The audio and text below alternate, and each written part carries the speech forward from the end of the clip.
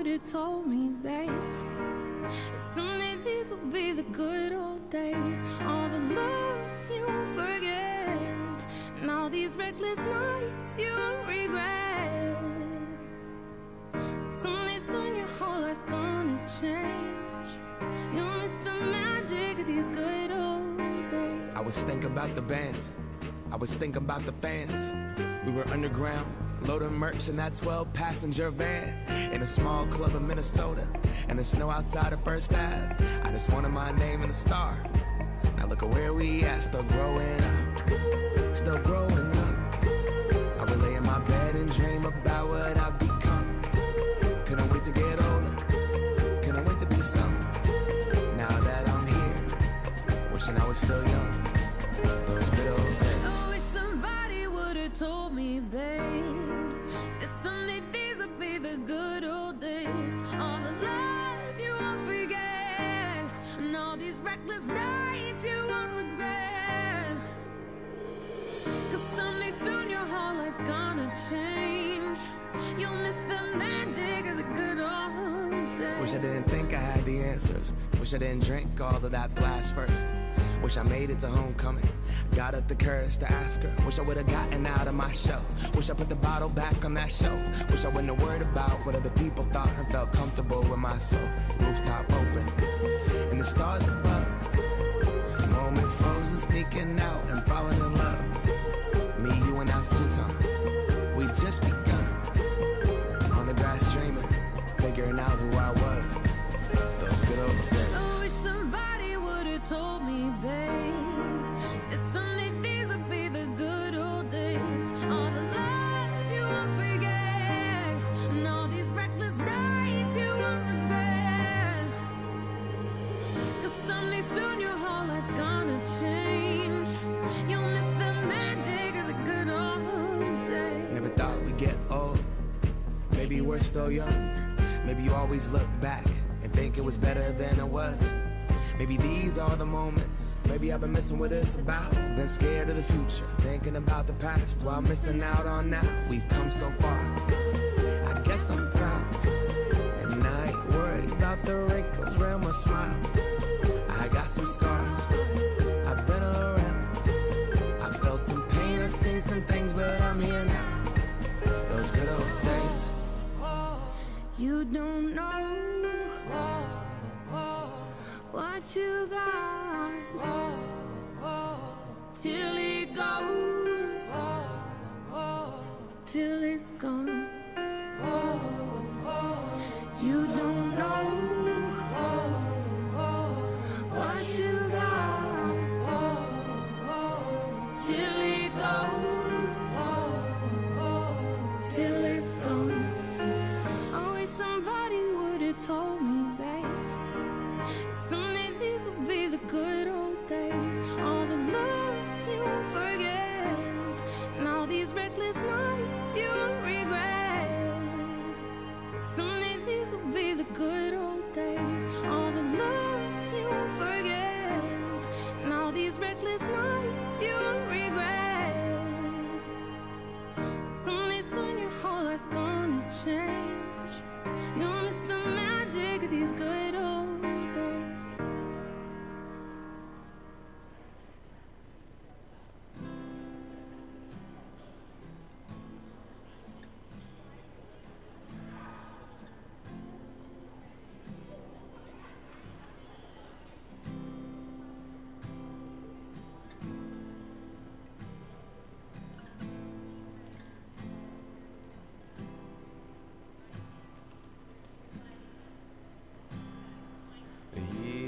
From now, we'll all be gone.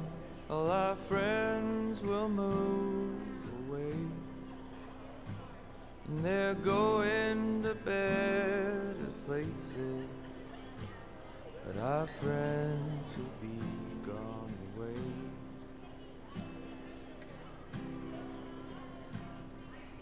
Nothing is as it has been, and I miss your face like hell.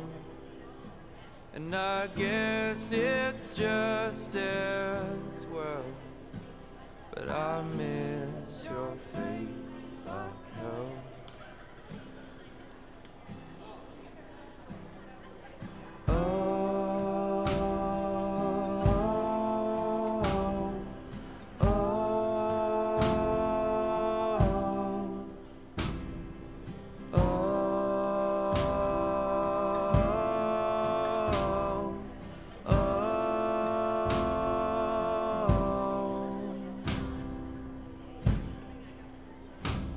Been talking about the way things change,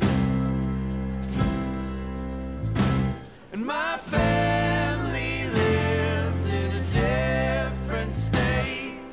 And if you don't know what to make of this, then we will not relate. So if you don't know what to make of this, then we will not relate.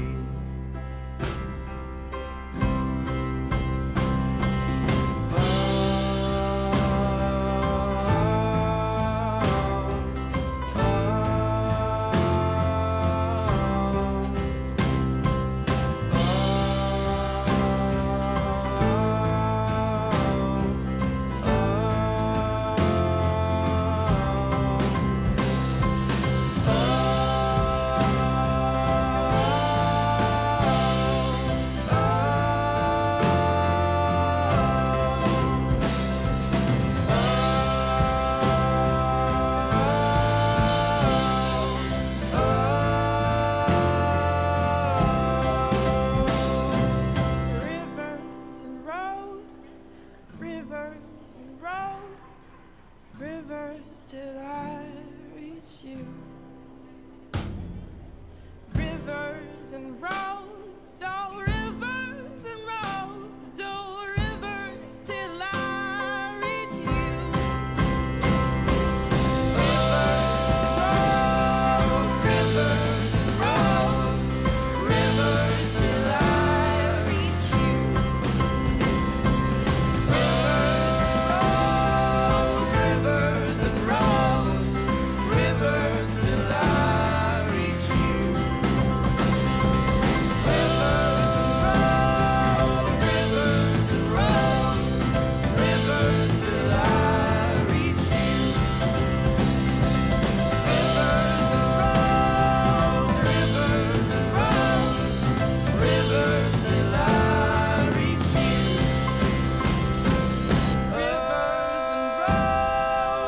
Rivers and roads, rivers till I reach you. Rivers and roads, rivers and roads, rivers till I reach you. Rivers and roads, rivers and roads, rivers till I reach you.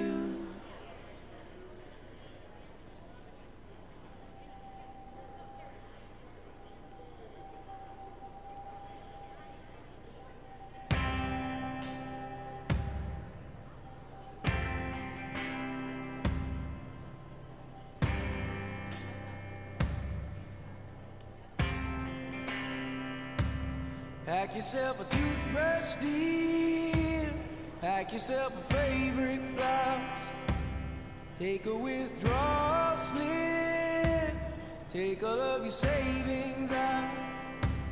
'Cause if we don't leave this town, we might never make it out. I was not born to drown. Baby, come on.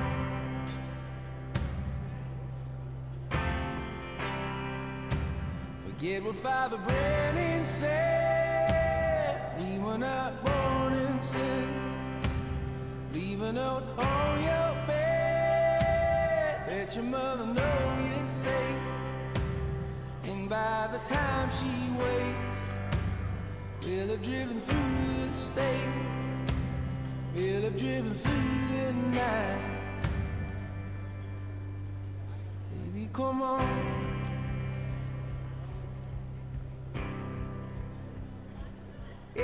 the sun don't shine on me today, and if the subways flood and bridges break, will you lay yourself down and dig your grave, or will you rail against the dying day?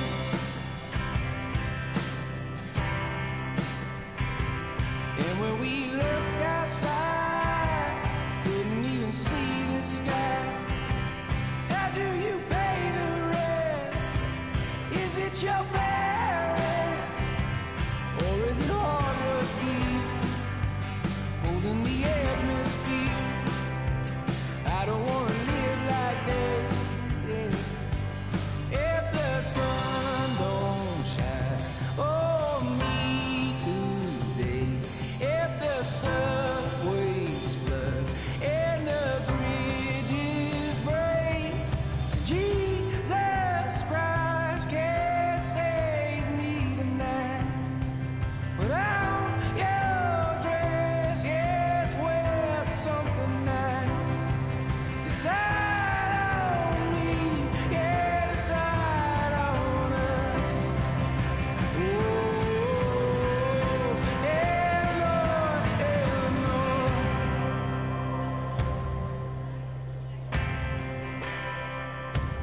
Pack yourself a toothbrush, dear. Pack yourself a favorite blouse. Take a withdrawal slip. Take all of your savings out. 'Cause if we don't leave this town, we might never make it out.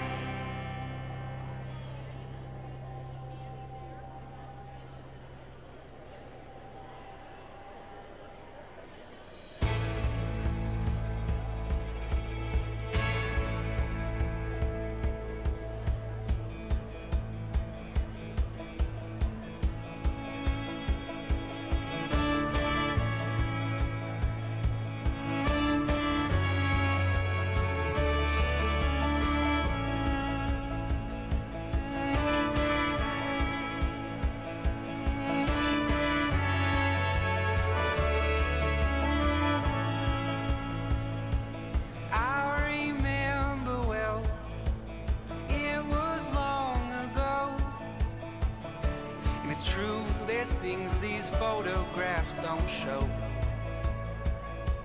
When she took my hand, dreaming as we ran, we used the stars in the sky as our map, singing, ooh, if you'll be mine, then ooh, we will climb.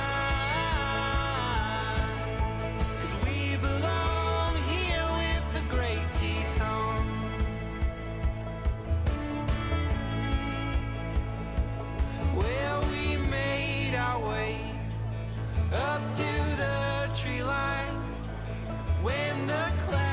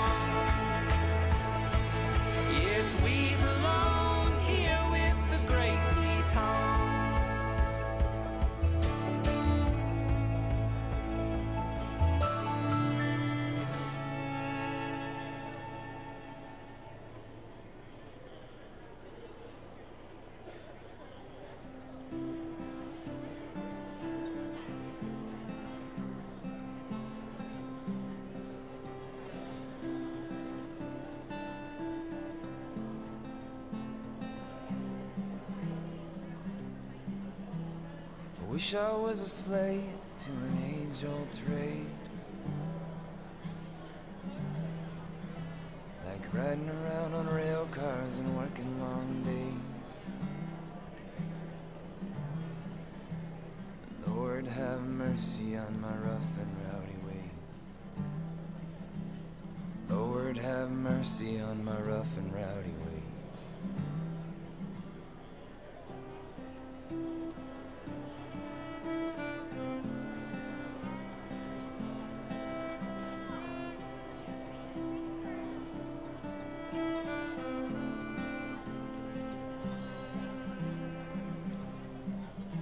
Call it one drink too many, call it pride of a man.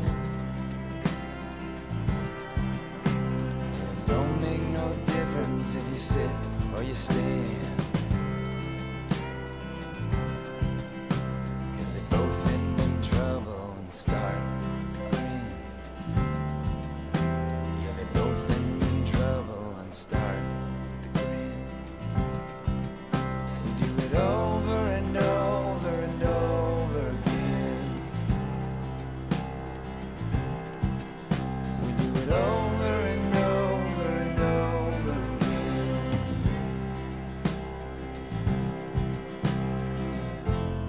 Oh, oh, oh,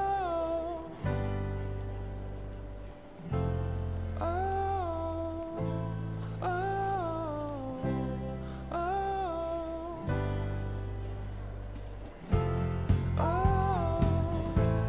oh.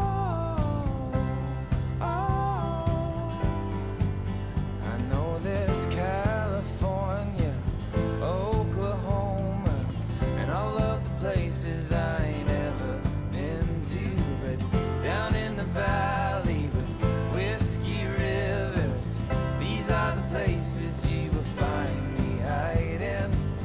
These are the places I will always go. These are the places I will always go. I am on my way, I am on my way, I am on my way back to where I started. California, Oklahoma, and all of the places I ain't ever been to.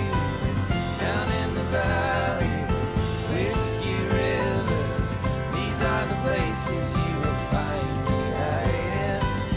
These are the places I will always go. These are the places I will always go.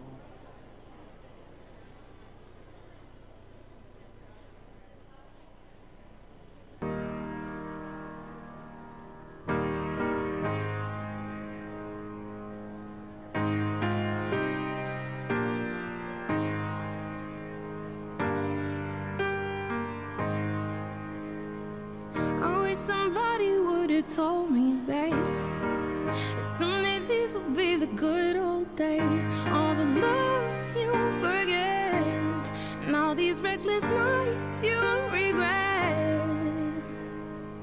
Someday soon your whole life's gonna change.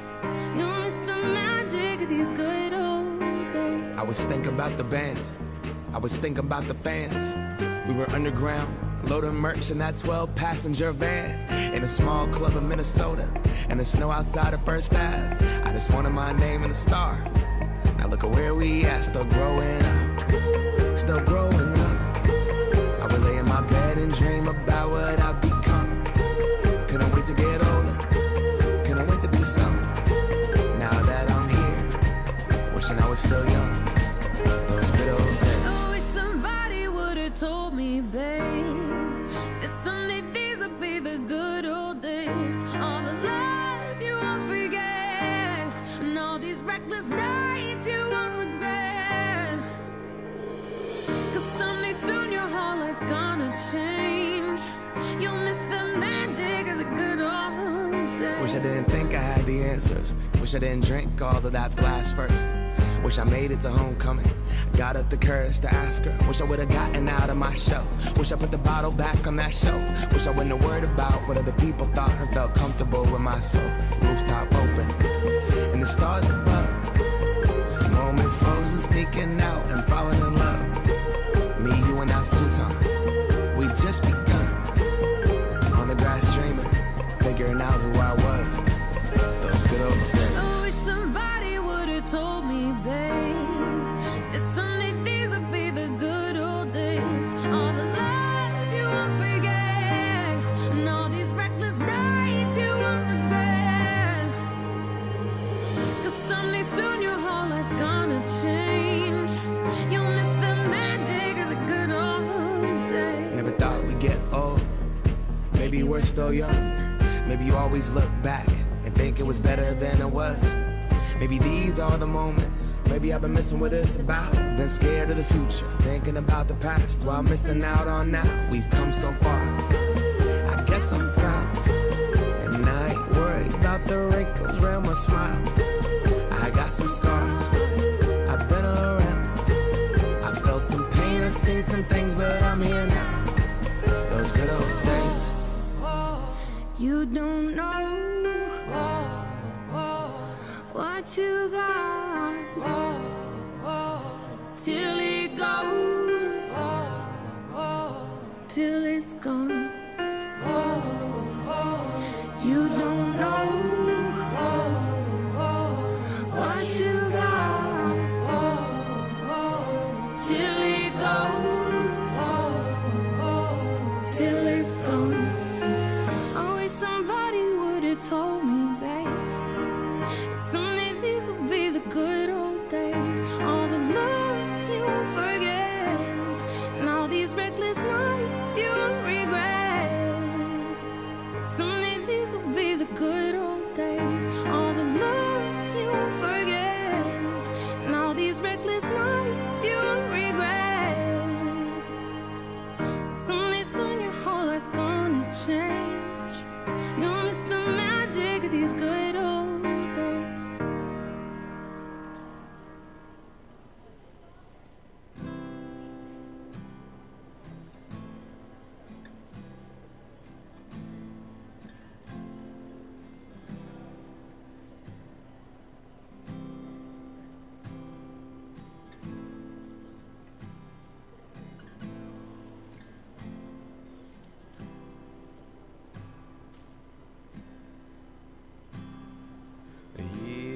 From now, we'll all be gone. All our friends will move away, and they're going to better places.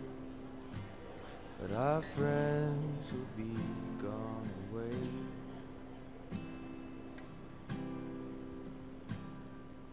Nothing is as it has been, and I miss your face like hell. And I guess it's just as well, but I miss your face like hell.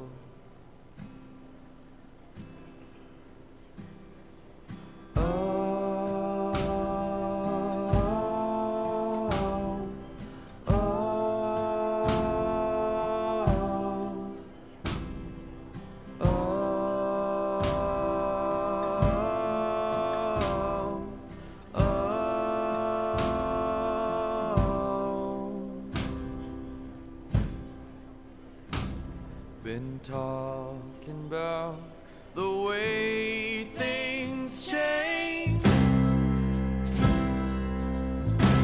and my family lives in a different state. And if you don't know what to make of this, then we will not relate.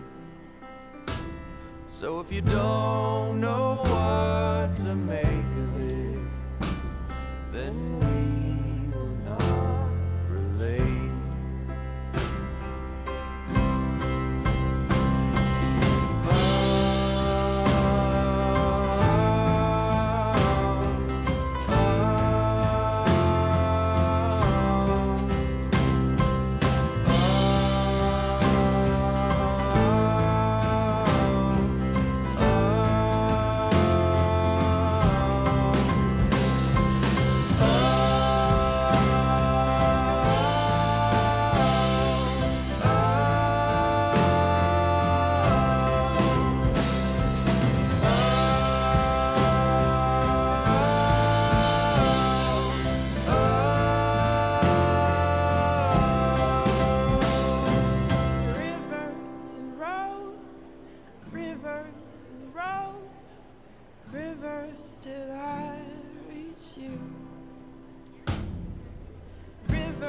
rivers and roads, oh, rivers and roads, oh, rivers till I reach you.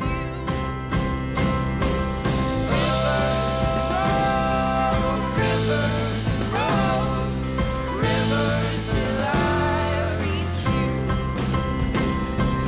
Rivers and roads, rivers till I reach you.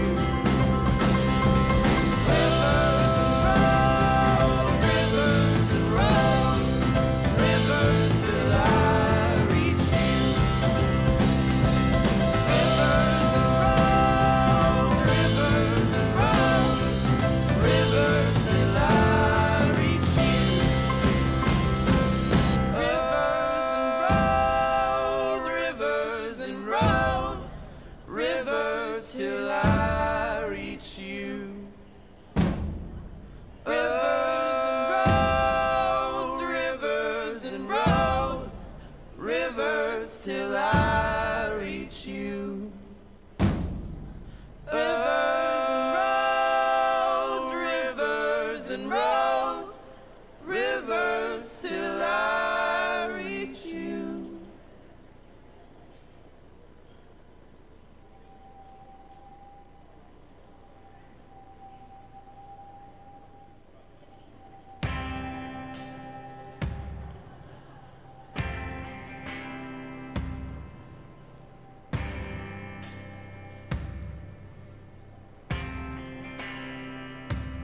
Pack yourself a toothbrush, dear. Pack yourself a favorite blouse. Take a withdrawal slip. Take all of your savings out. 'Cause if we don't leave this town, we might never make it out. I was not born to drown. Baby, come on.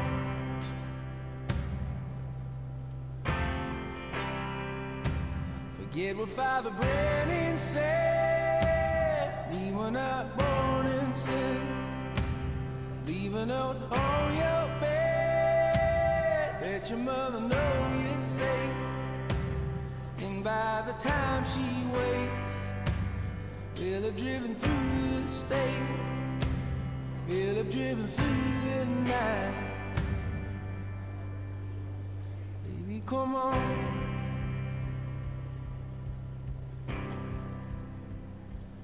If the sun don't shine on me today, and if the subways flood and bridges break, will you lay yourself down and dig your grave, or will you rail against the dying day?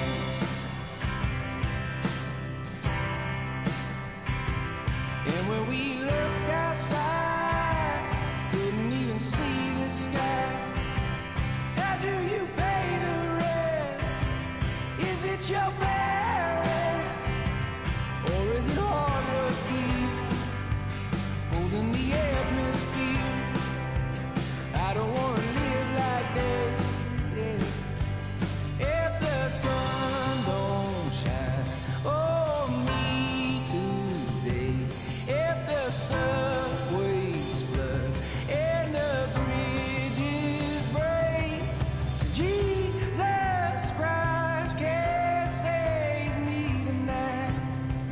Put on your dress, yes, wear something nice.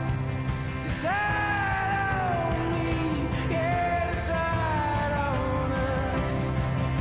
Oh, Eleanor, Eleanor.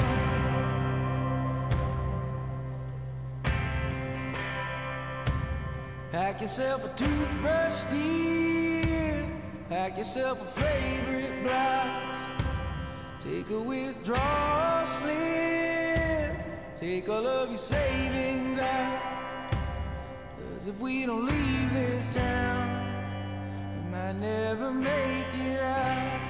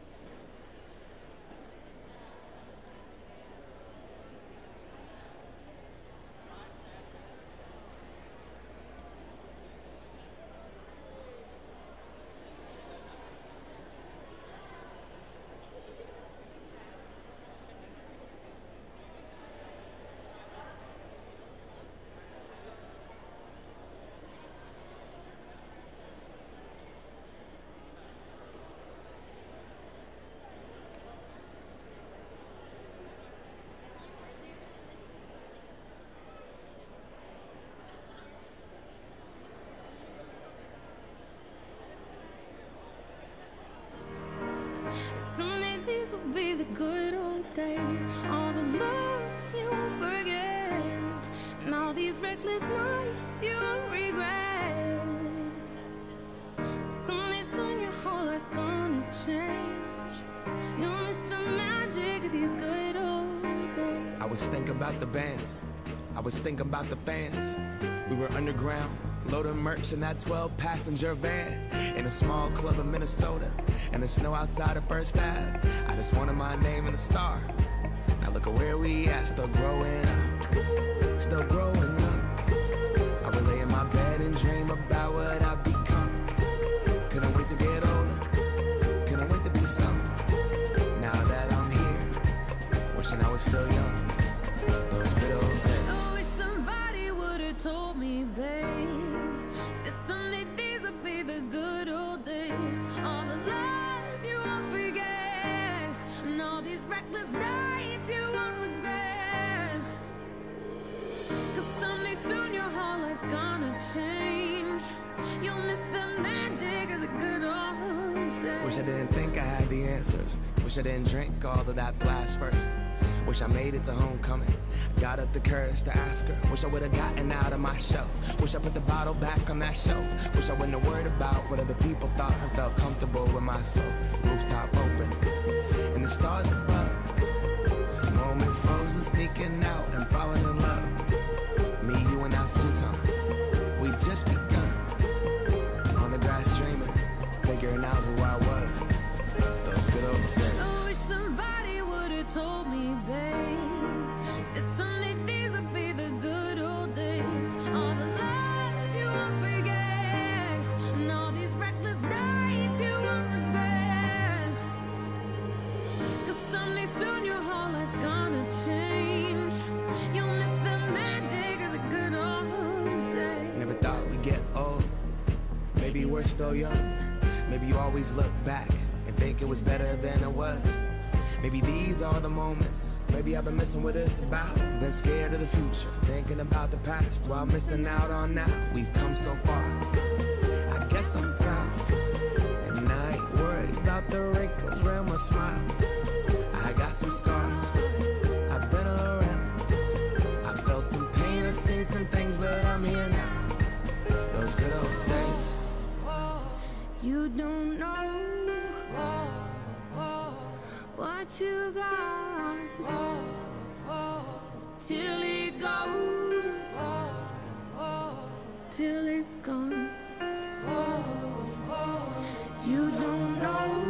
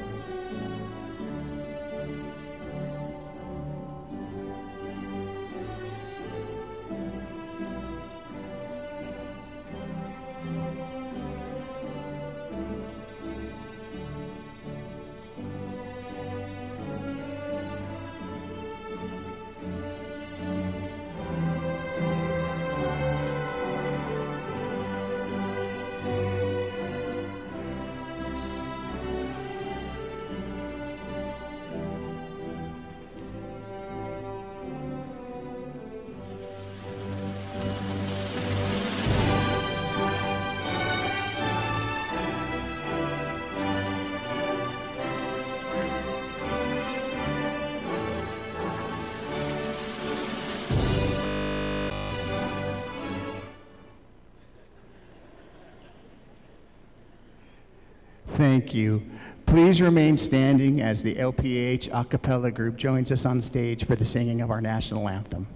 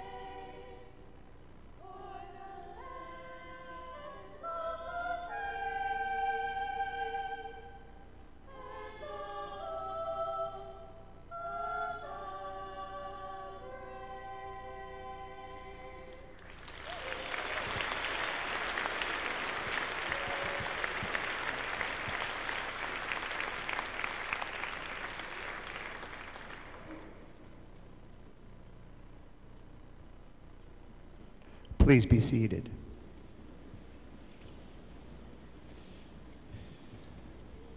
Thanks to everyone for coming today. I'm certainly honored to be joined by the graduates, and I'm also honored to be joined on stage by BSSD School District 72 Chairperson Lauren Bow, Lone Peak High School Principal Alex Ide, Faculty Speaker Dr. Kate Isley, and Commencement Speaker Mark Fuel. So thanks for being here.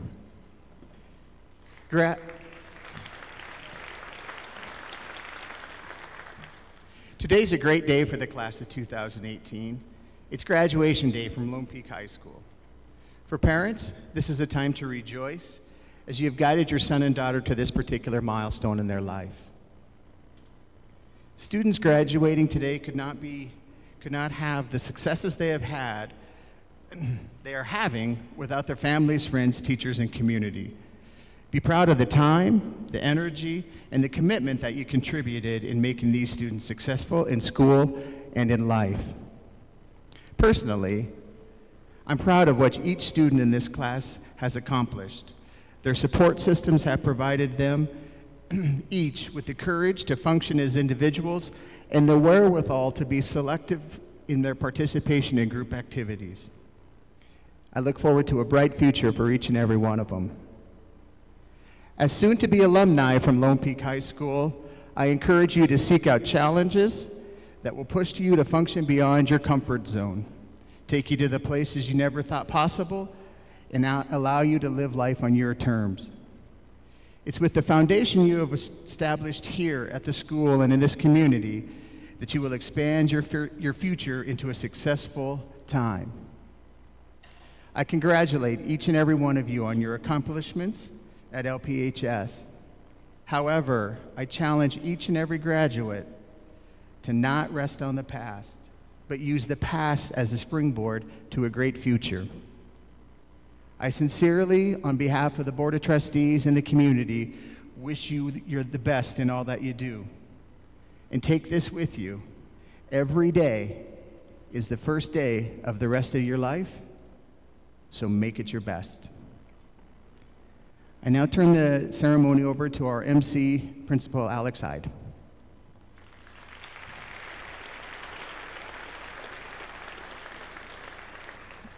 Thank you, Dr. Shipman. What a beautiful day for a celebration, isn't it? Yeah.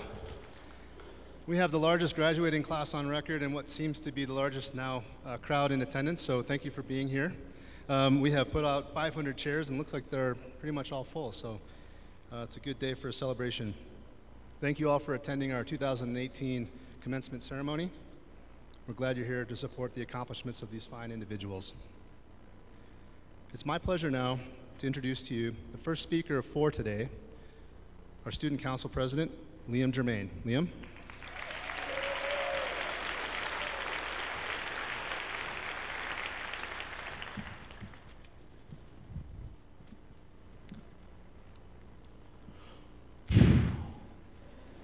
We made it.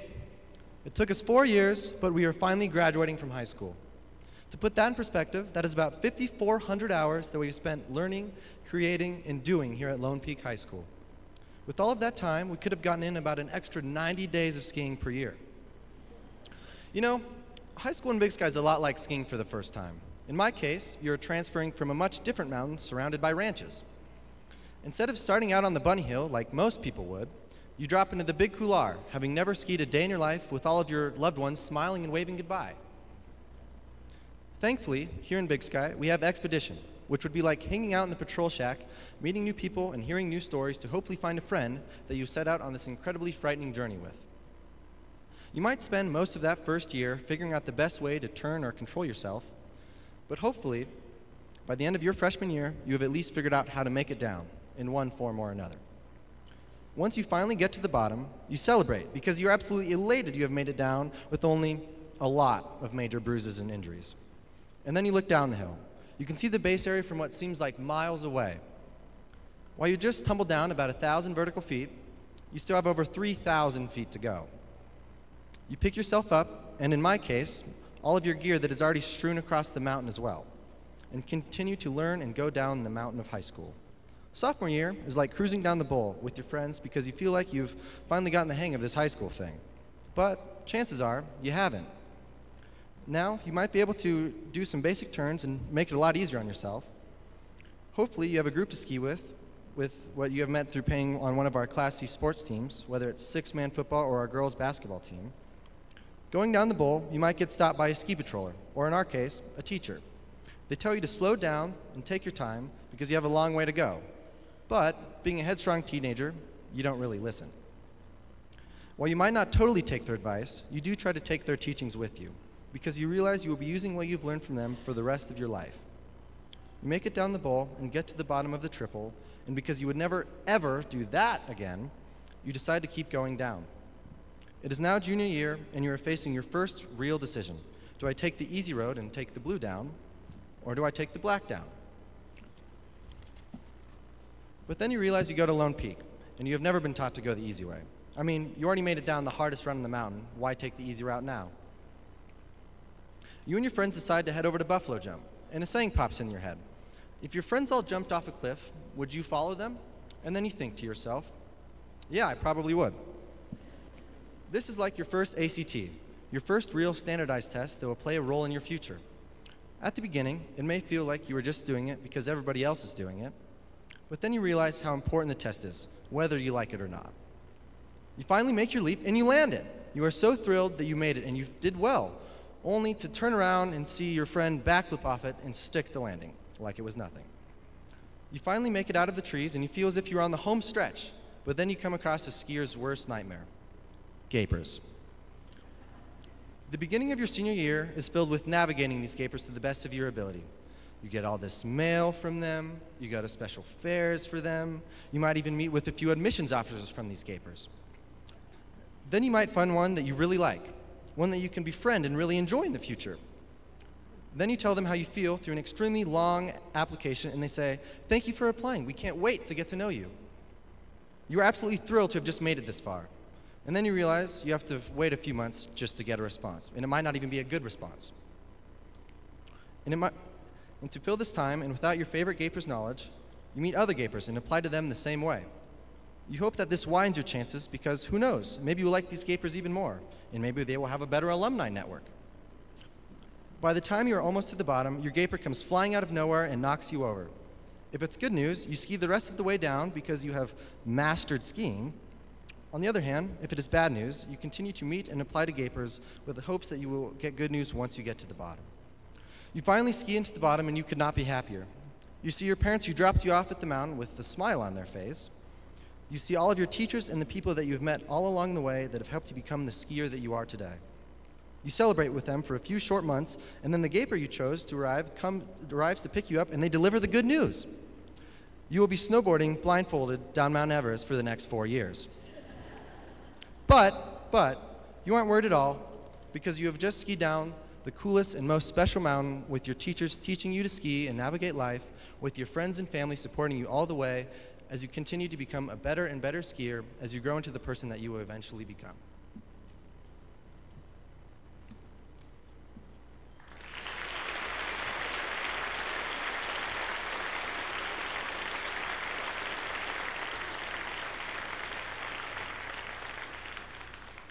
Thank you, Liam.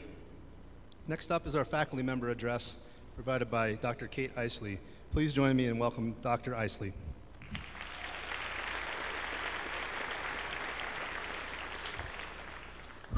Okay, I feel the same way, Liam.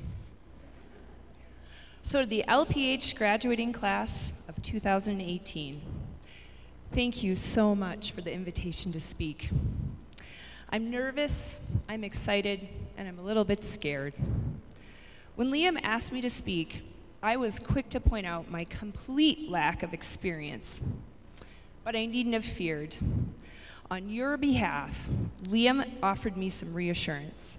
He wrote, "We think you'll do a good job." So thank you all in believing that I have something left to teach you on your very last day here as seniors. And contrary to what I first told Liam, I do have experience giving a commencement speech, though it was in 1992. And I even stood in front of a lectern and wore a black gown and a velvet hood. But the caveat was, I was in my high school production of Anne of Green Gables. I was cast as the professor speaking to the graduates in a commencement scene. Now, I don't remember a word of the lines I worked hard to memorize, just as you will probably remember a few of these words I've labored to write. What sticks with me from that experience is the lesson I learned about burning bridges behind you. That metaphor has its origins in military strategy, and it essentially means you should always leave yourself a way to retreat when going into battle. Now, unless you've been part of a big theatrical production, you may be wondering how a small role in a high school play can even compare to going into battle. So let me set the scene for you. It was the beginning of the new school year, and I, like all my classmates, was brand new to the high school. We only were a high school of grades 10, 11, and 12. So as sophomores, we were back on the bottom of the social order. I wasn't really sure I wanted to go out for the play, but I loved Anne of Green Gables. And the other selling point for me, sorry, Mr. Zirkle, it wasn't a musical. I can't sing. So, with no singing in sight, I decided to audition, and you know how I was cast. However, when I saw my name next to Professor, I was pretty disappointed. A professor? I remember thinking, boring. I would have rather been assigned any other role, including the role of Mrs. Peter Blewett, who was described as a mean, stingy woman not fit to care for children. I seriously considered declining the role, but the director basically told us at that very first cast meeting, if you don't take this role, don't bother coming out for a play ever again. So I was in a bit of a personal dilemma. I really did not want that part. But walking away meant burning the theater bridge behind me. I would never know what I missed out on, or if I even liked acting. Instead, I took a risk, and I made a commitment to follow through with the production. And that follow-through helped me build goodwill with the director, and I made friends with a bunch of juniors and seniors. And thanks to that acting experience, I have a great story to tell at a commencement event. It also gave me the perfect opportunity to sprinkle in a little Oscar Wilde. Life imitates art far more than art imitates life. And I think I'm living a pretty awesome imitation of that long ago artistic moment, thanks to all of you. And what I have to offer you in return is a final lesson about how to keep your bridges intact and set yourself up to live the happiest, longest life possible. Number 1, honesty is the best policy. Of course, I had to learn that the hard way. I was in 1st grade. My teacher was Miss Hanneman. One day, when we were sitting in reading groups, I was chewing on a small piece of paper. Of course, it was inevitable she would notice. Kids are not subtle chewers. So the moment came when Miss Hanneman looked up and said, "Kate, what are you chewing on?" My 6-year-old self panicked. Afraid I would get in trouble, I replied without hesitation, "My tongue." Now, Miss Hanneman had been teaching for about 25 years at that point and immediately called me on my bluff. "Open your mouth," she said. I could feel the tears welling up as I knew I was busted. I couldn't even give her a good reason as to why I was chewing that paper. She was so disappointed in me, and not because I was chewing on paper. Miss Hanneman was disappointed in me because I had lied. And I had lied about something so trivial. Had I just been honest in the first place, I probably would have little memory of that event. But I share that story with you because the feelings that experience evoked in me have had a lasting effect.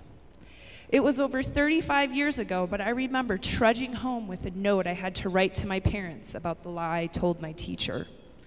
I was so ashamed and disappointed in myself, and I knew my parents would be too. But I learned something powerful from my dishonesty. I learned I didn't want to feel that way ever again. Being truthful with others can be difficult. But what is even more challenging than being honest with other people is being truly honest with yourself. Looking inward, examining and acknowledging your personal weaknesses and failures can be downright painful. But to have internal integrity, to exist in a state of being whole, undivided, requires you to be brutally honest with yourself, your actions, and your thoughts on a daily basis. As teacher Mark Lewis said, "The person you are with most in life is yourself. And if you don't like yourself, you are always with somebody you don't like. The way to be happy is to like yourself, and the way to like yourself is to do only things that make you proud." And I believe you can only be proud of the actions you are willing to be honest about. The ramifications of cover-ups can be life-altering and generally involve a few burned bridges. When telling the truth seems nearly impossible, it helps me to remember this line from Anna Green Gables. Anne's teacher, Miss Stacy, said to her in a moment of crisis, "No matter what anyone accuses you of, in the end, the truth will set you free." Number 2, make it a priority to invest yourself in relationships with other people. So seniors, how many of you thought to yourself, "I will be so happy when I can finally drive, turn 18, graduate from high school"? Well, you're here, and you've reached most of those milestones. How are you feeling? Have you made it to your final destination? Of course you haven't. There is no making it. The it in life is just a milestone marking the passage of time. Life doesn't stop when you reach a fabled milestone like you have here today. Life keeps moving, and in a blink of an eye, you pass it. It is just a preface to the next series of steps in your life. In this very moment, your life is speeding in real time towards the minutes while you will walk across this stage to receive your diploma, and then turn your tassels all together from right to left, and finally toss your caps in the air as you exit the Lone Peak High School gym, no longer seniors, but graduates. The possibilities seem infinite, and all the bridges on the horizon of your life are wide open. You have your sights set on ambitious careers and epic adventures. But I'm here to tell you right now, your success or failure in those endeavors will have much less bearing than you think on whether or not you live a good life. A long life, a happy life. What matters most is the quality of the relationships you have with others. Okay? And the science backs me up on this point. Of course it does, because I wouldn't bring it up if it didn't. So starting in 1938, 2 groups of young men were enrolled in what began as a study on adult development. The first from the sophomore class at Harvard, and the second group was teenage boys from the poorest tenements in South Boston. Researchers religiously interviewed these 724 men and their families every 2 years and have continued to do so for the last 78. And in addition, over these 7 decades, the men donated their blood, had brain scans, and shared all their private medical records with researchers, all in the name of understanding that age-old question, what does it mean to live a good life? Now, some of us may be inclined to think that fame and money are correlated with living a good life. Researchers have been able to test the idea because included in this group of 724 men were welders, bricklayers, lawyers, doctors, a Washington Post editor, and even an American president. There were men who started with nothing and made a fortune, and those who started with everything and lost it all. But fame and money was not the best predictor of happiness and health at age 80 in either group. And then there are those of us, myself included, who might be inclined to think that qualities like diet, fitness, heart health, cholesterol, those would, at the very least, have a strong bearing on health and quality of life. But none of those factors best predicted health and happiness at age 80 either. The strongest predictor of health and happiness in these men at age 80 was the level of satisfaction in their personal relationships at age 50. Those men in secure relationships with people they could count on in times of need kept their minds and memories sharp. In contrast, loneliness was found to be physically harmful and lead to declines in brain function. And so the conclusion from this is simple. Close relationships have the power to buffer individuals from life's hardships, as well as physical and mental declines. Close relationships are better predictors of future happiness and health than IQ, social class, and even your genetics. With that knowledge, I urge you to invest your time and effort into building and maintaining and even repairing relationships, rather than letting them burn behind you. Plan weekend reunions with your old friends, and maybe even invite a few new friends along. Make phone calls and send cards on birthdays and special occasions, and just because. Get out and volunteer in whatever community you're a part of. The more socially connected you are to your friends, your family, and community, the better your overall well-being. And finally, number 3. And number 3 is key to accomplishing number 2. Learn to be relatable, even when you disagree with other people. Now, I know relationships are hard, and to have good, supportive, secure relationships takes a lifetime worth of effort. And sometimes it can feel impossible to sustain. But if the payoff is living the happiest, healthiest life possible, I would argue investing in your personal relationships should be a top priority in your life. The good news is there are deliberate actions you can take to strengthen your existing relationships and build new ones. And what's even better is that these suggestions are also based on years of scientific research. So this research has been about what makes long-term relationships work. And the basic approach this research, which has been led by Dr. John Gottman, his approach has been to bring married couples into the lab, hook them up to heart and breathing rate monitors, and record each couple talking about a topic on which they strongly disagree. So a disagreement triggers a very real biological response, because when you disagree, it often feels like you're being attacked. Your heart rate soars, your arteries constrict, your adrenaline starts pumping. And at this point, listening becomes impossible. Now, we've all had this experience during a disagreement with parents, siblings, friends, maybe even a teacher.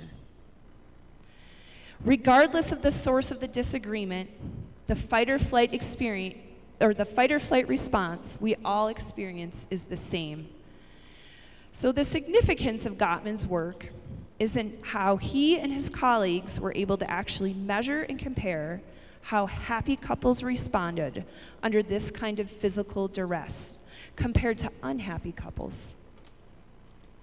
In unhappy couples, and those were folks whose disagreements continued to escalate, their relationships fell apart. But in relationships that lasted over long, long periods of time, those individuals developed recognizable strategies to de-escalate the situation, and they allowed their partner's fight or flight response to dissipate. Though Gottman's research has focused on married couples, I believe his results offer strategies that apply to the inevitable disagreements in all human relationships. So the first strategy is to take a break. This will help you avoid saying something out of anger or contempt that you will deeply regret later. Or in other words, you won't burn your relationship bridge down. As George Saunders advised graduates at Syracuse University, err in the direction of kindness.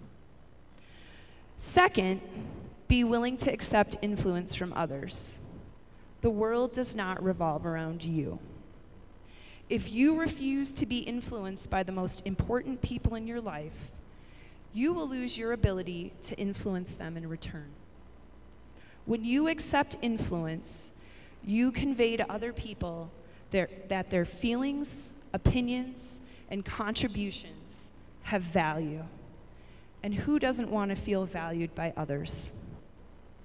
And finally, turn towards all of the people in your life, not just today and this weekend of celebration, but for the rest of your life.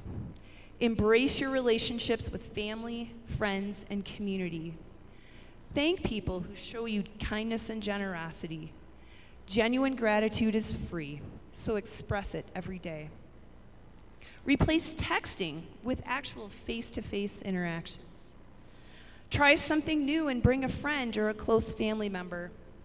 It will help you to create shared meaning, and that shared meaning also works to reduce the likelihood of a future conflict. Reach out to your distant family and friends and reconnect. Combat loneliness by making plans to spend time together. Your memories from those shared experiences will far outlast any material gift you could possibly give. In the twilight of his life, Mark Twain wrote, "There isn't time, so brief is life, for bickerings, apologies, heart-bearings, callings to account. There is only time for loving, and but an instant, so to speak, for that. Life is short, and the milestones will come towards you at an ever-accelerating rate. When you look back on those events, I hope it is with honesty, pride, and satisfaction. Remember, the lens with which you view the arc of your life will be shaped by the quality of the relationships you have built, repaired, and maintained." Congratulations, class of 2018. May you always have the wind at your back and a bridge to cross.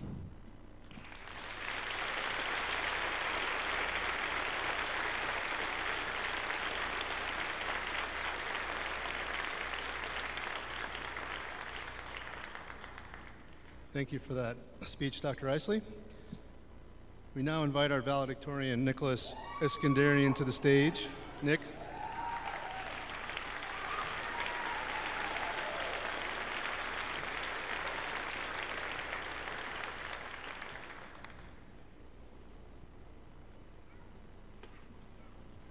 Good afternoon, ladies and gentlemen.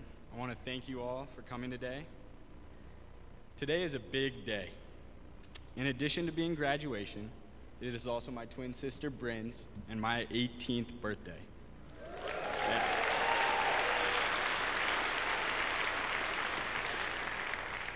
I always thought that when I turned 18, I would suddenly be an adult with wisdom and the answers to all of life's questions.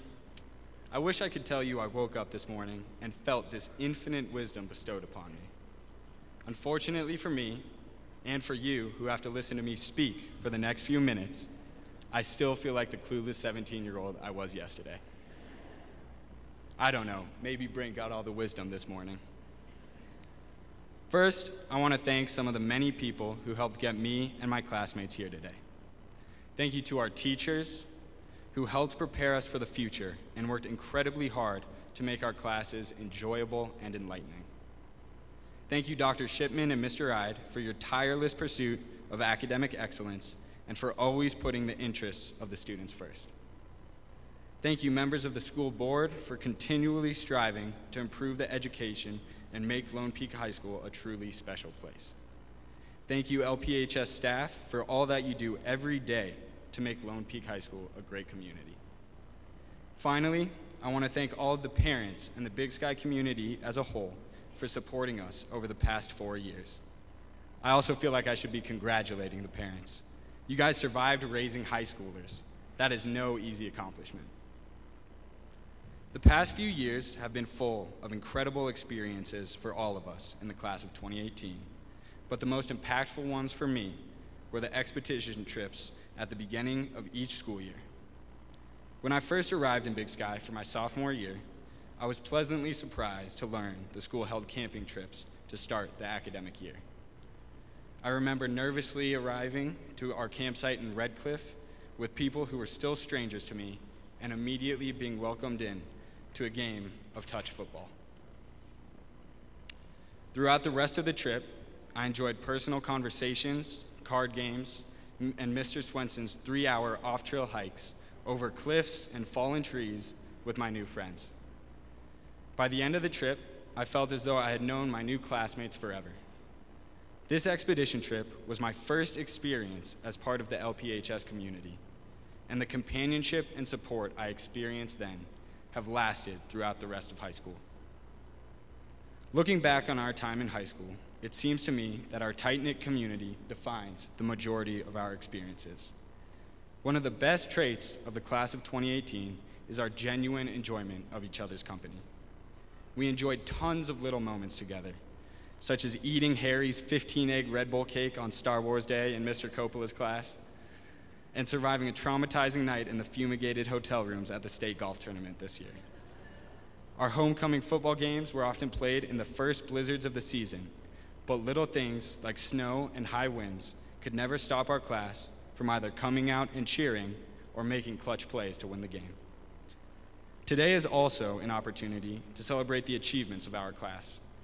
And I don't mean to sound arrogant, but we are a very accomplished group of individuals. The class of 2018 boasts the highest average ACT score in the state, was accepted to over 45 different colleges, and includes multiple all-conference and academic all-state athletes. So, to all the current and upcoming Lone Peak students in the audience, you have big shoes to fill.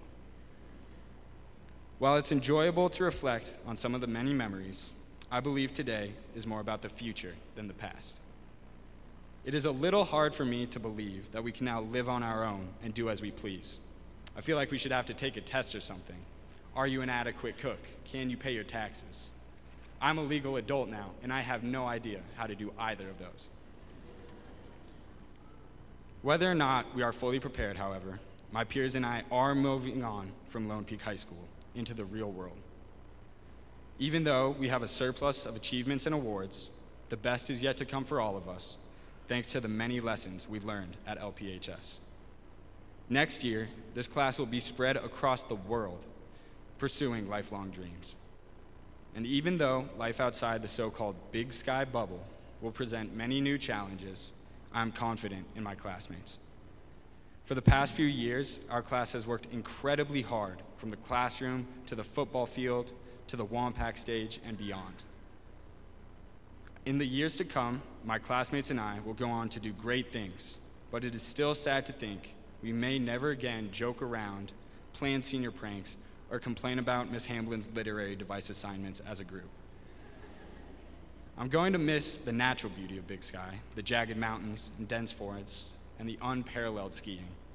But I will miss the sense of companionship among my classmates most of all. While high school graduation is definitely not goodbye forever, we are all closing this chapter of our lives and preparing to open another. And I can't wait to hear about the success and happiness that will accompany my classmates into the future. Even though I did not wake up smarter and more mature this morning like I hoped, I still want to end with some wisdom I learned in high school. Nelson Mandela once said, "There is no passion to be found in playing small, in settling for a life that is less than the one you are capable of living." I hope each and every one of my classmates takes this advice to heart. We all have the ability to achieve anything we want from life, and now is the time for us to go big, work hard, and create the best lives we are capable of living. Thank you.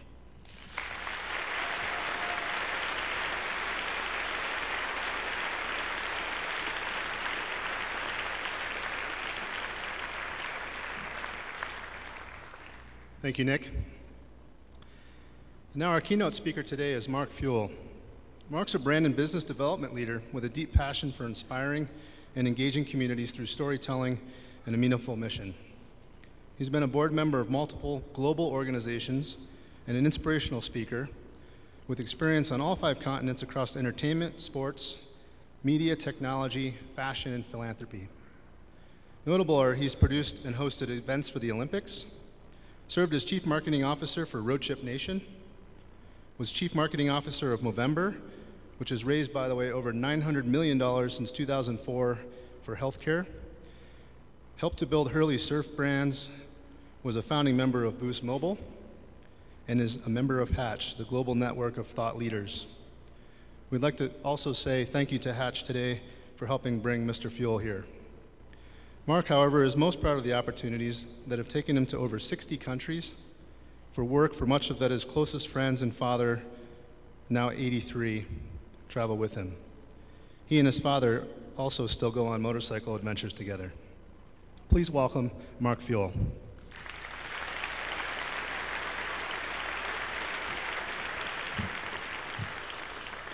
Thank you. It's both an honour and a delight to stand before you here today, my fellow explorers and also cliff jumping skiers. Great analogy, Liam. Love that. It's a magical moment that we're all sharing here today in a place of majestic and natural beauty of Big Sky, and celebrating where you are in life, in fact, where we all are in life right now, with you on your journey to your peak of excellence. I first came into Montana about 6 years ago when I was invited to attend Hatch, and I was immediately enamoured with the natural beauty of the place, with the attitude and the spirit and the authenticity of the people here, with the creativity and the entrepreneurial spirit that I saw in the community. And you, the graduating class of 2018, have grown up in this amazing place, and that experience will play a role in your future, in the way that you view the world, the way that you walk through it in the many, many years to come, and the attitudes that you take with you on that journey. This past couple of weeks, as the responsibility of standing in front of you all dawned on me, I was looking for a comparative moment in my life. And I will say that comparisons can be a dangerous thing, but sometimes it's good to find a ground. And for me, it was a memory that at least in my memory, wasn't that long ago. And I stood under perfectly blue skies, under the famous sails of the Sydney Opera House at the opening event of the Olympic Games. My role was to be the voice of the opening event of the Olympics, the triathlon, literally speaking to 400,000 people and another billion people around the world who were watching on television. It was the first time ever that Sydney had hosted an Olympic Games. It was the very first event, and it was the first time that triathlon had ever made an appearance in the Olympic movement. That moment still brings a thrill to me, and I'm shocked that those Olympic Games were 18 years ago. Your entire lifespan for most of you, and happy birthday, Nick and Bryn. Time goes quickly. This moment, right now, right here, I feel as honoured and more responsible than I did that day standing in front of 400,000 people. And I hope that I can live up to that responsibility, or at least you remember me as that guy with a funny accent. For each of you are about to have many firsts. Perhaps tomorrow you'll see as your first day of freedom from high school, or the first day of your new educational path. The next year you will have many, many firsts. Leaving home, starting college, starting work, travelling, independence. Whatever your next firsts are, the steps that you take, the choices that you make will define the rest of your life and those around you. It will be a life, I hope, that is rich in experience, adventures, and memories. I believe that life is made up of moments. Moments that burn deeply into your memory and your emotional being. Moments that have true meaning to you, yourself. Moments that many, many years in the future, as you contemplate your life, you will look back at fondly as perhaps your most significant memories. Moments that challenged you, moments that elated you, moments that define your soul.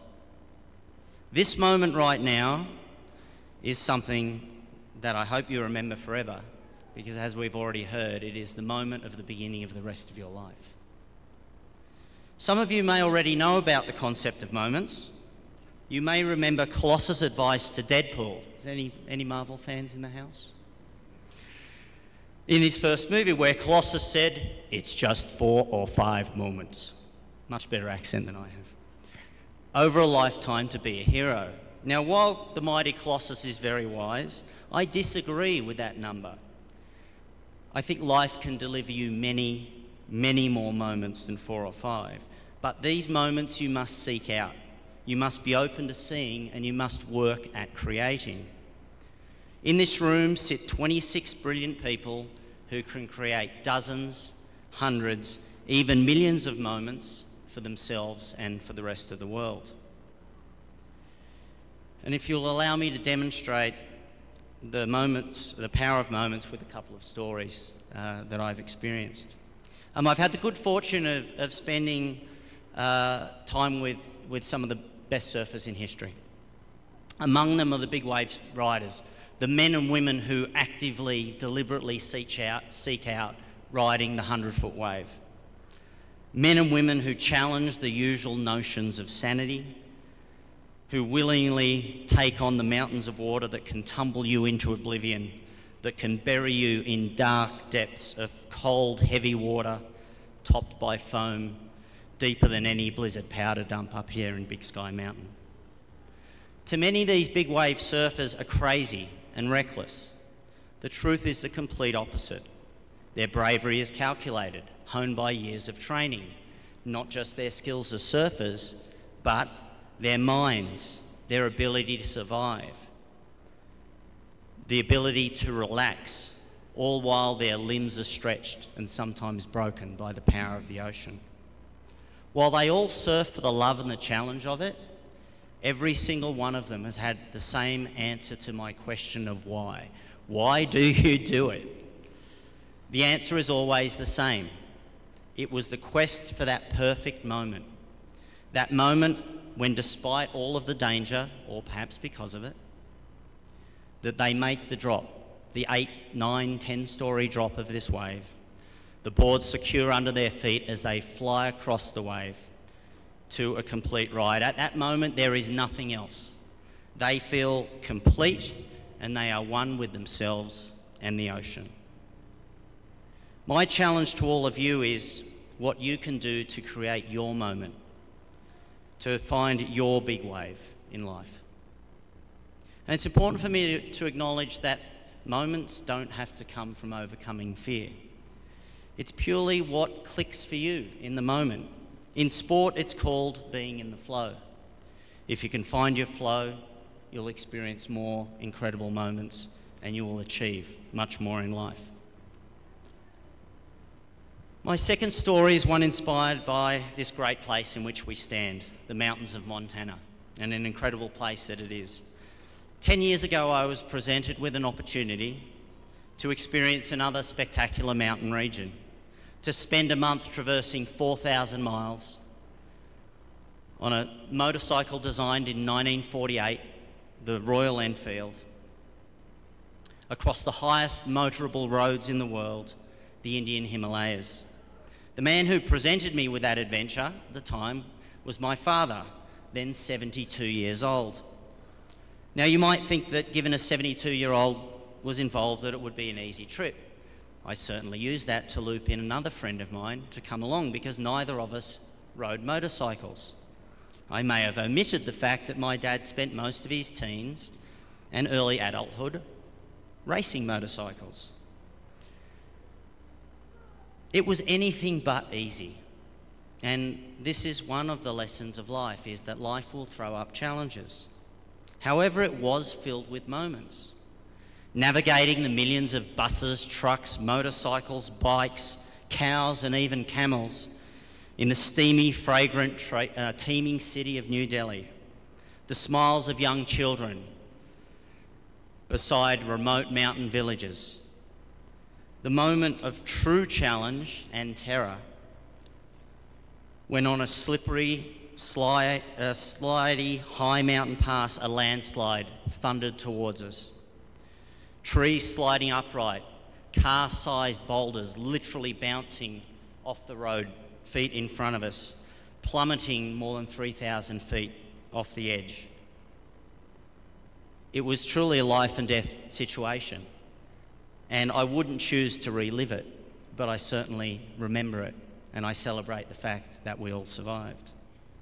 And of course, the moment that inspired the whole trip, to stand at the top of the Great Kardong La, the highest motorable road in the world, at 18,380 feet.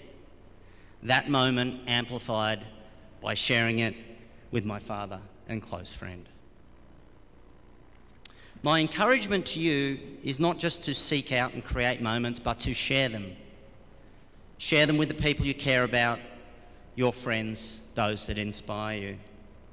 For me, the Kardong La moment was made much more special because there are others there with me. Now, just like in a Marvel movie, if you sit through the credits and you get all the way to the end, there's always a little snippet. And I would like to share with you that postscript. As we stood there at 18,380 feet, armoured from the elements in our technical apparel, our knee pads, our shoulder pads, our full-faced helmets, we turned to hear the putt-putt of a tiny scooter.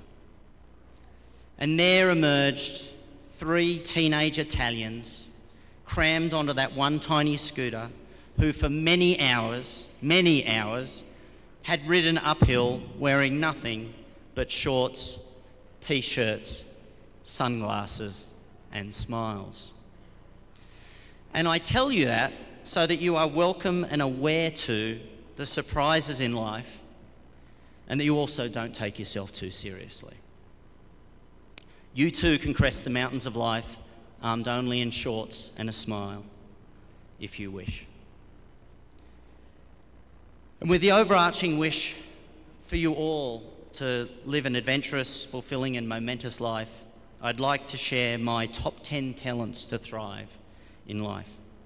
Number 1, health and vitality. The energy and enthusiasm of youth should never be taken for granted. It must be nurtured and celebrated. But you're young for a long time, provided that that relates to your definition of being young at mind and young at heart, and you look after yourself. Look after your body and brain. You don't have any spares. Number 2, feelings are fabulous. Being vulnerable and open is not a weakness. Accept your fears around feelings, but truly, truly feel. Trust others. Take the big leaps.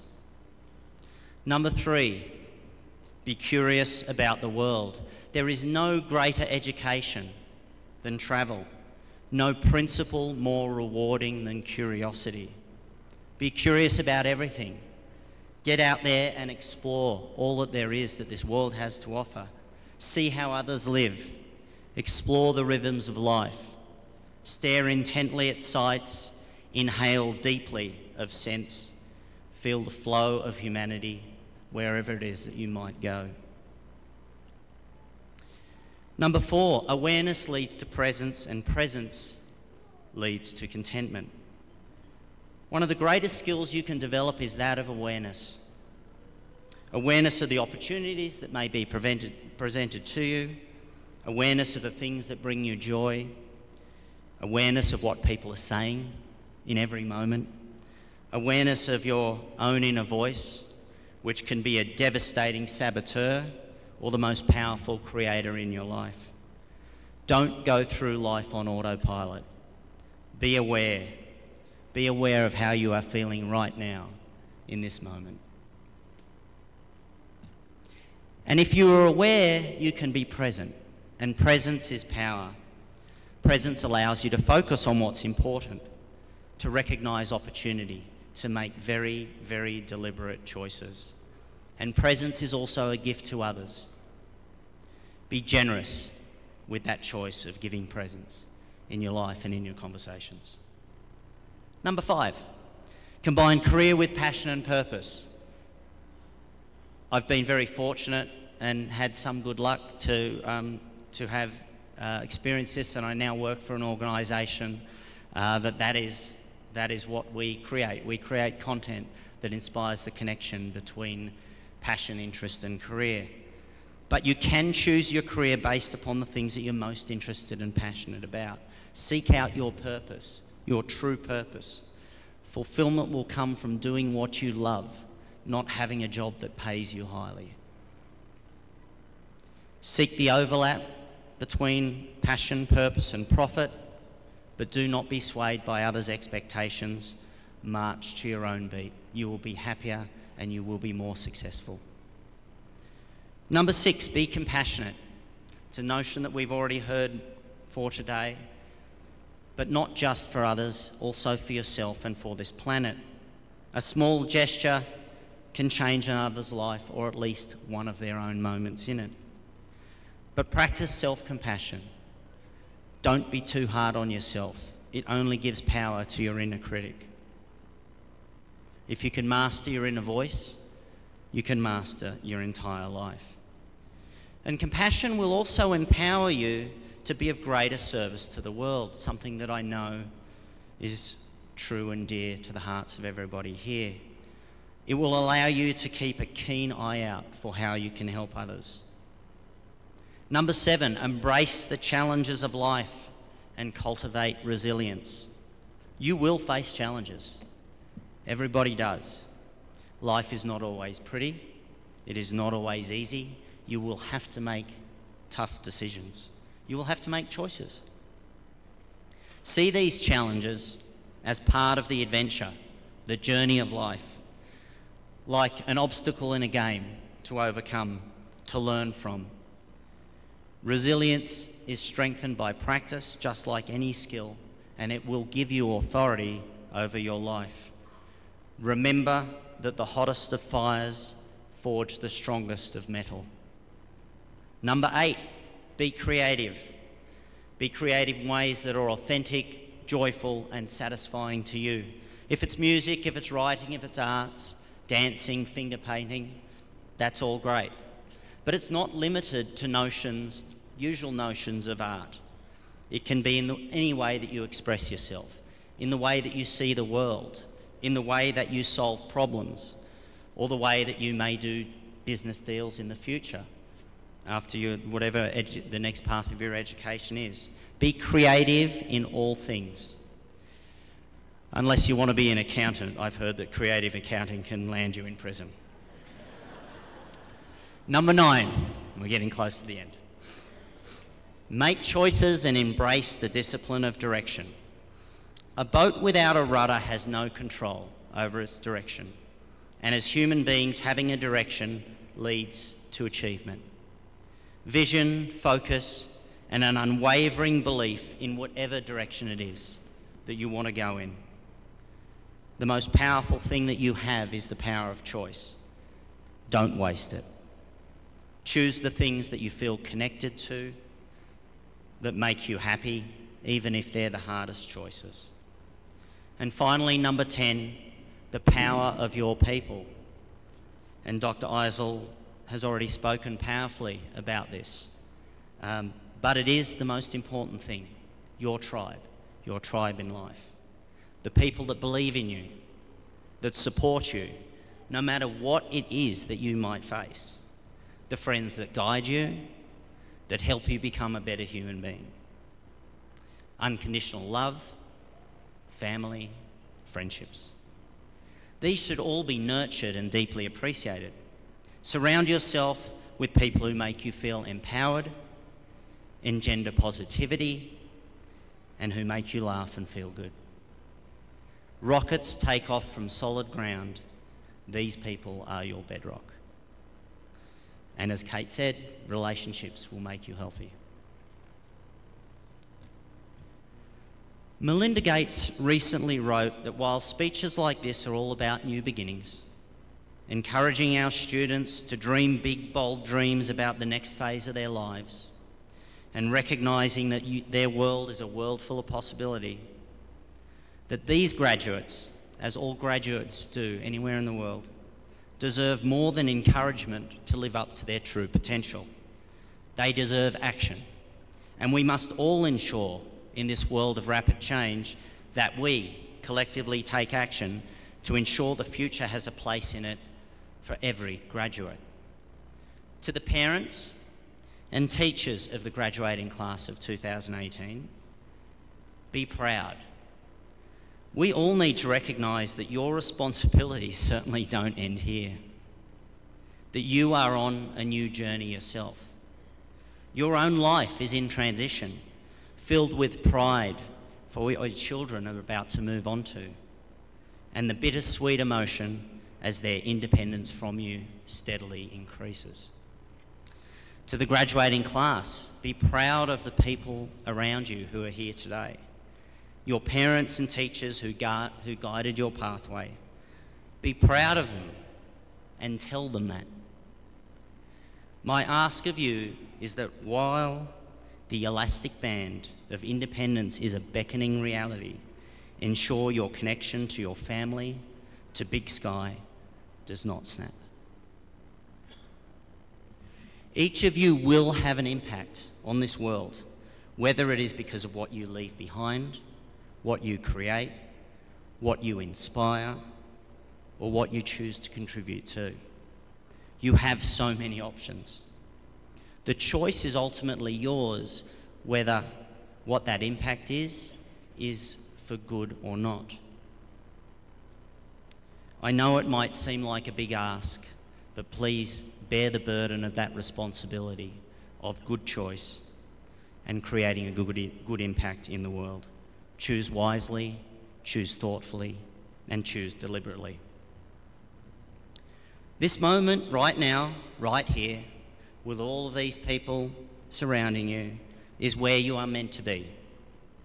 Look around, savour this moment, remember it forever, for this is the moment that the rest of your life starts from. This is your launching pad.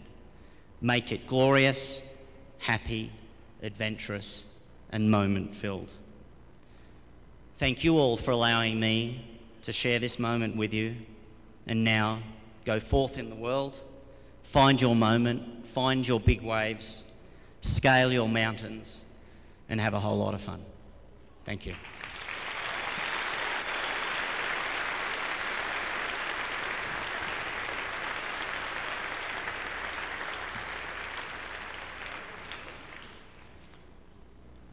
Thank you to all of our speakers today for the exceptional words of advice. We appreciate the personal insights, and we hope that our graduates soon to be here take them to heart. We are now ready to award diplomas. So here's how this is going to go. We're going to call the seniors up one at a time. They're going to step up here next to Dr. Shipman and Chairman Bao to receive their diplomas. Photos are encouraged at this time. Once we're all finished with our seniors, we'll ask the LPHS a cappella to come up and sing with us our alma mater. And that's found in the program, by the way, in case you haven't had that memorized by now. We'll then confer their diplomas. They'll move their tassels and toss their caps, and then they'll recess out through a song of their choice, and they'll meet you in the lobby for more photographs and gatherings. So with that, let's begin. Anna Alvine.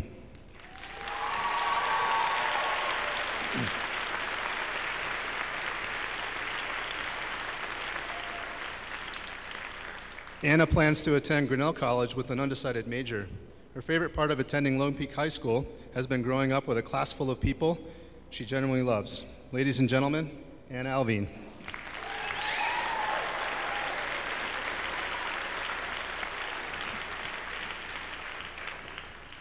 Julia Barton.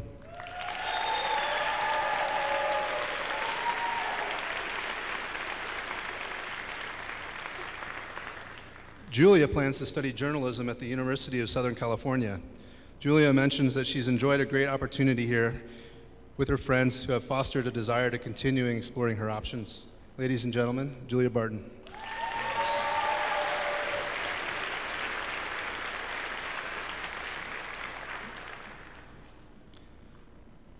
Jaylene Alexis Cole.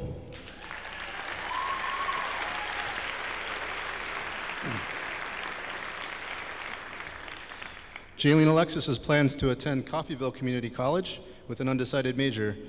Jaylene Alexis says that the friends she's gained and the atmosphere of the school have been very important to her. Ladies and gentlemen, Jaylene Alexis.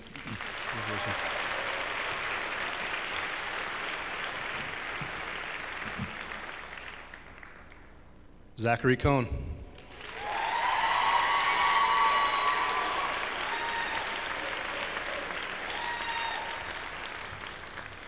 Zachary plans to study business and finance at Denver University. Zachary found the Wednesday ski days and the approachable, tight-knit community here has been part of favorites to his school days. Ladies and gentlemen, Zachary Cohn.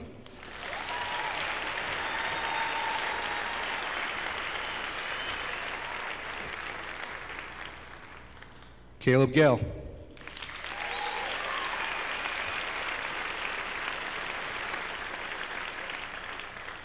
Caleb is undecided where he'll attend, but he does know that he'll pursue training and studies in paramedicine. Caleb values a small school companionship that he's been shown here. Ladies and gentlemen, Caleb Gale.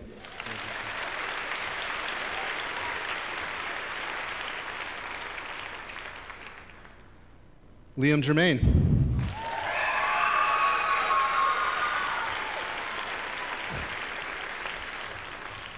Liam plans to attend the University of Pennsylvania with an undecided major. Liam's favorite thing about Lone Peak High School were his teachers and how helpful they were. Ladies and gentlemen, Liam Germain.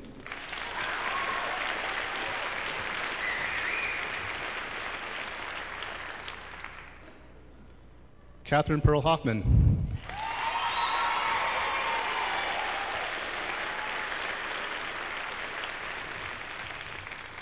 Catherine Pearl plans to study nursing at Miles City Community College. She's enjoyed all of her time here in athletics and the friends that she's made. Ladies and gentlemen, Catherine Pearl.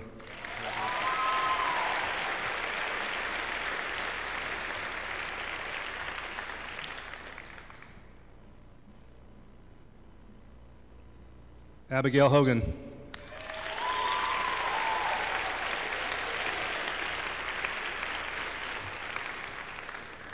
Abigail plans to attend the University of Montana to study creative writing and theater. Abigail's valued the chance to spend her free time here in the art room and the friends that she's made new and old. Ladies and gentlemen, Abigail Hogan.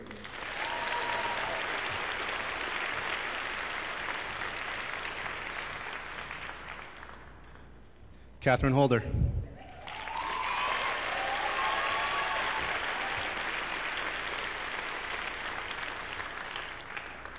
Catherine plans to attend the University of Portland with an undecided major.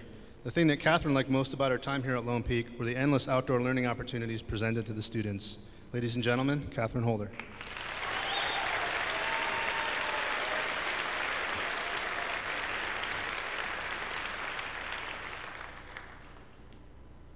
Bryn Iskandarian.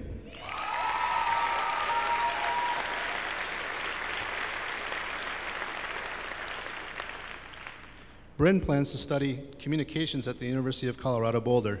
Bryn says that her favorite memory in high school is meeting new people and stepping outside of her comfort zone. Ladies and gentlemen, Bryn Iskandarian.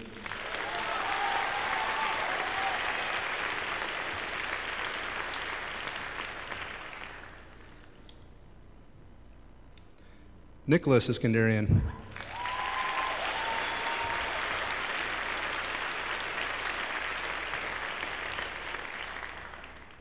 Nicholas plans to attend Williams College to study biology. Nicholas has valued the close community here and his time spent on expedition trips. Ladies and gentlemen, Nicholas Iskandarian.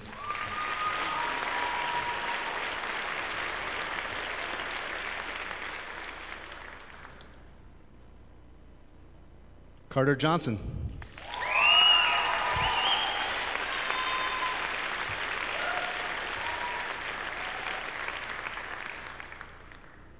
Carter plans to attend Western Washington University with an undecided major. Carter thanks her teachers for providing her opportunities to challenge herself and is excited to see where her travels next take her. Ladies and gentlemen, Carter Johnson.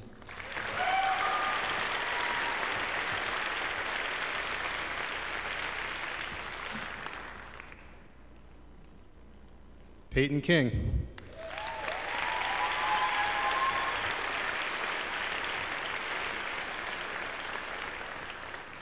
Peyton plans to study accounting at Montana State University.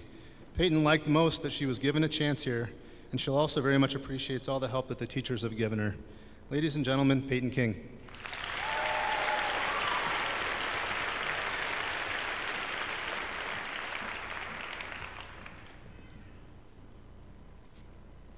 Garrett Klotz.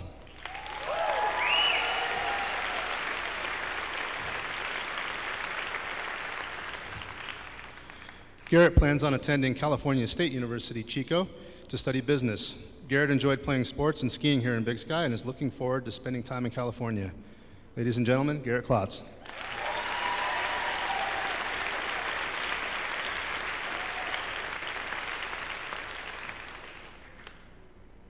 Rhett Lusinger.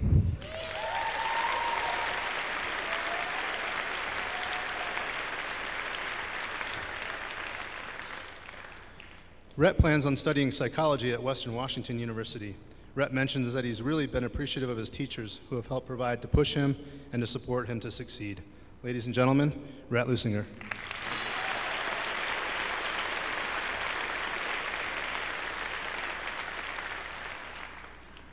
Sarah Maynard.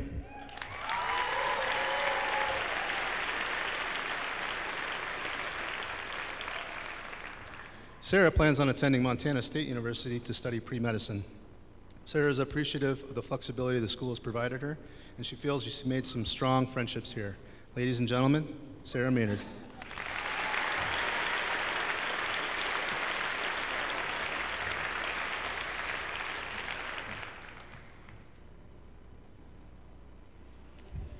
Catherine Middleton.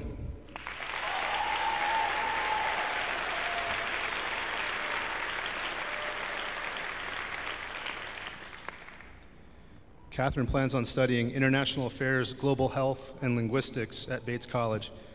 Catherine very much enjoyed the ski days and outdoor expeditions and appreciates the opportunity she's had to travel. Ladies and gentlemen, Catherine Middleton.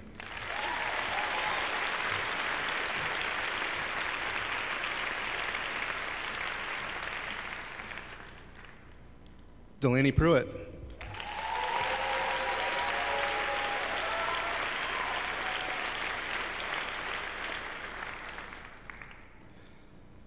Delaney plans to attend Montana State University to study nursing. Delaney's enjoyed how close everyone has been in her class to each other and the lasting relationship she's made with them. Ladies and gentlemen, Delaney Pruitt.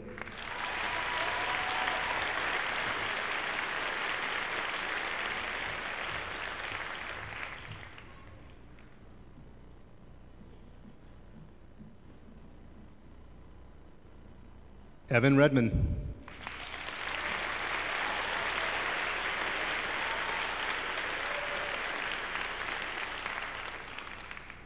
Evan plans to study biology at Hawaii Pacific University.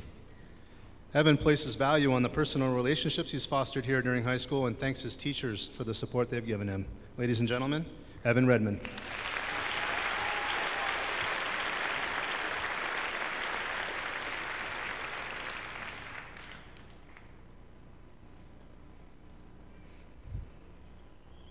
Howard Robin.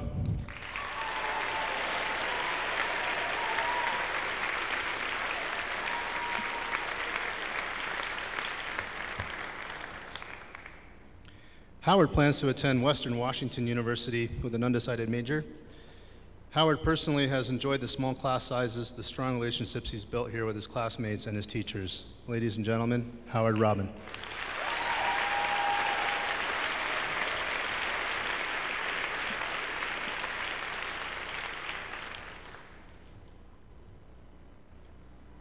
Marshall Holden Samuels.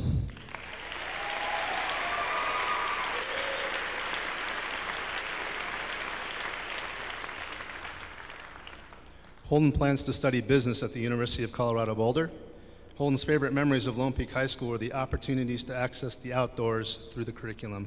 Ladies and gentlemen, Marshall Holden Samuels.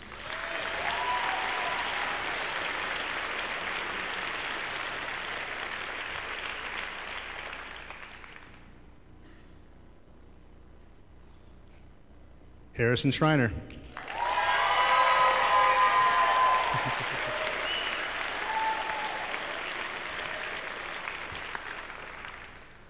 Harrison plans to attend the University of Montana to study sustainable construction technology. Harrison's lasting memory of his time here in high school was his learning in the outdoors. Ladies and gentlemen, Harrison Schreiner.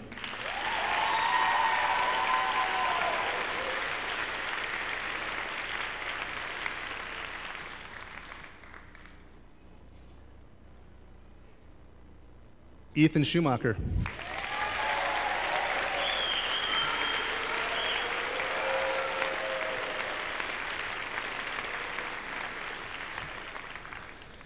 Ethan plans to study film and photography at Montana State University.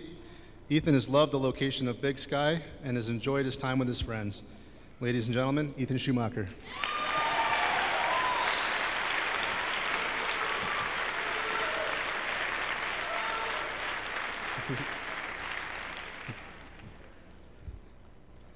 Ruby Ann Smith Hernandez.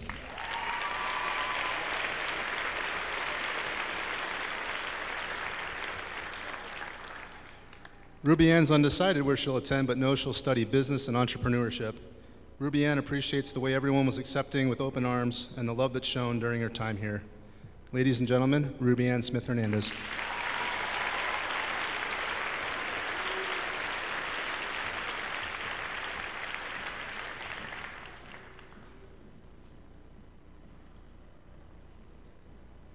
Jackson Wade.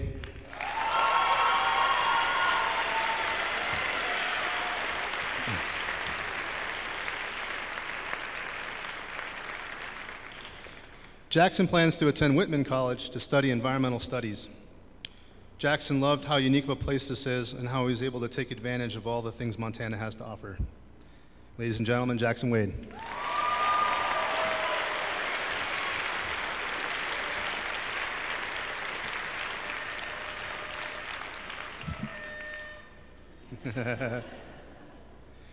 And we do have one senior that was unable to be here today, as Jackson Radin.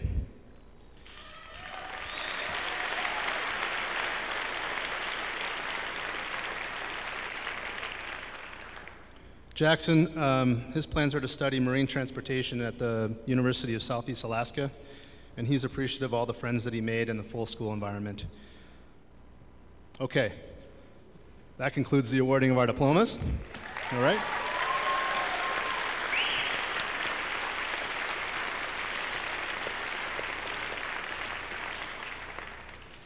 Seniors, please stand.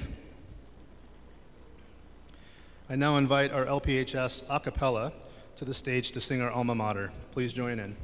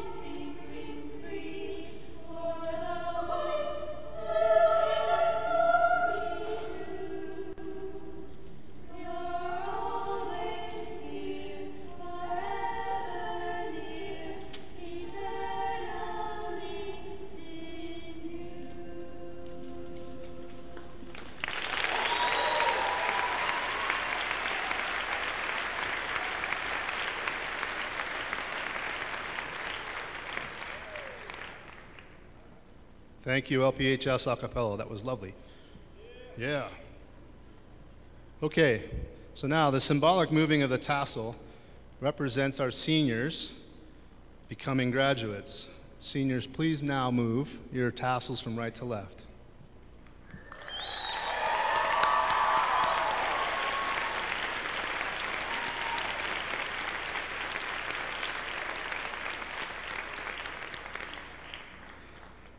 Upon the recommendation of the district and by authority of the administration of Lone Peak High School, we confer upon each of you the Lone Peak High School diploma. Ladies and gentlemen, I now present to you our graduates, the class of 2018. Congratulations. Together, together, everyone. Together, together, come on, let's have some fun. Together, whatever, each other, every time. Together, together, come on, let's do this right. Here and now, it's time for celebration. I finally figured out, that all our dreams have no limitations. That's what it's all about. Come on now. Everyone is special in their own way. We make each other strong. We're not the same, we're different in a good way. Together's where we belong. We're all in this together. Once we know that we are, we're all stars, and we see that we're all in this together. And it shows when we stand hand in hand, make our dreams come true. Ladies and gentlemen, that concludes our ceremony for today. Please go out and be with your graduates. Congratulations.